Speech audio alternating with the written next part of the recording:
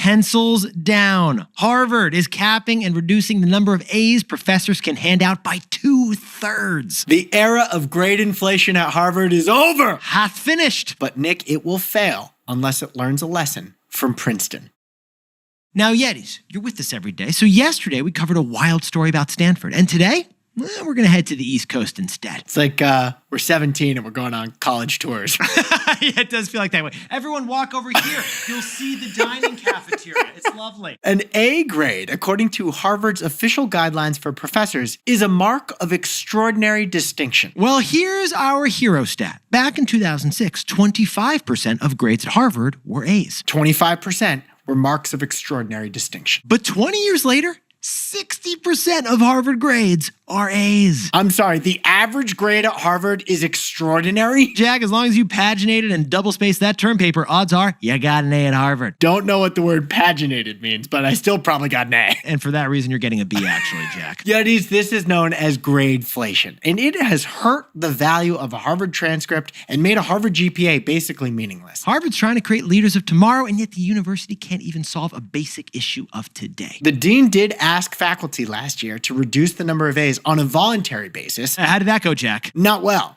It only fell by 7 percentage points. Still, a comically high 53% of Harvard students received A's. Now, of course, we could tell you voluntary caps didn't work. Professors are under pressure to award A's. You can just follow the money on this thing. Student evaluations help determine if a professor gets tenure. And that one professor who limits the number of A's will get a terrible student evaluation. Ipso facto, if you give out a C, you're going to get demoted to Bunker Hill Community College. Now, besties, inflation, greedflation, shrinkflation. We've covered every type of inflation and we haven't been able to stop any of them. But the dean of Harvard University took a courageous move to try to end grade inflation. That's right. Amanda Claybough took the move to set up a vote. Here was the question all Harvard professors had to answer yes or no for. Should we limit the number of A's professors can award to 20% of students plus 4? So like for a class of 100 students, the maximum number of A's would be 24. Sorry, Timmy. Yeah. That note from your mom, who's also a donor, isn't going to get you an A because I've already maxed that number out. Now, besties, the vote was 2 weeks ago,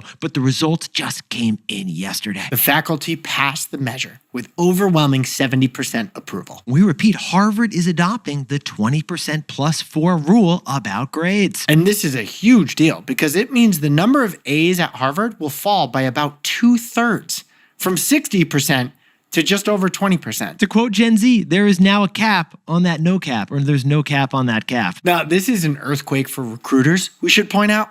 Like, you got to ask yourself, is this Harvard GPA from the grade inflation era or from the post-grade inflation era? Jack, it's like baseball fans looking back on the record books from a couple decades ago, you know what I mean? Did he hit 60 home runs with steroids or did he do it clean? Back when everyone was juicing, what's going on here? But the even bigger question here is, will other universities follow Harvard's lead? Because Yale's dean has indicated that they would follow Harvard's lead if they voted right on this. Yeah, the Elis, they don't want their A's being perceived as less earned than Harvard's A's are. Otherwise, the tailgate at the Harvard-Yale game, it could get ugly next year. We hope it's not just Harvard and it's not just Yale. We hope this trickles down to all universities and colleges. Yeah, because right now, everyone seems to be dishing out A's like Oprah, right? You get an A. Look under your seat. You got an A. Yeah, but you and I earned my 3.56 GPA. No ChatGPT, just long hours at that freaking library. Besties, higher education isn't supposed to feel like a participation trophy. And once the snow melts up at Dartmouth, maybe they'll consider a vote on this too. So, Jack, what's the takeaway for our buddies wondering about how this connects to business? It's the prisoner's dilemma.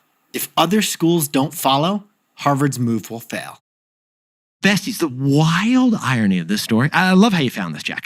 It's that Princeton did this 20 years ago and then had to end it after 10 years. When Princeton capped the number of A pluses, A's, and A minuses to 35%, it ended up backfiring royally. The main reason? Harvard was doing the opposite at the time. They were handing out more A's while Princeton was handing out fewer A's. Recruiters didn't realize there was a difference in the grading policy, so recruiters just figured Harvard students were smarter than the Princeton students who were applying to the jobs. So students at Princeton competed intensely for those few coveted A's, and it created this whole toxic environment for a few years. Yeah, on group projects, you were just trying to sabotage the kid next to you because you needed the A and you couldn't let that kid get the A. It wasn't pretty in the eating club. So 10 years later, Princeton abandoned the policy.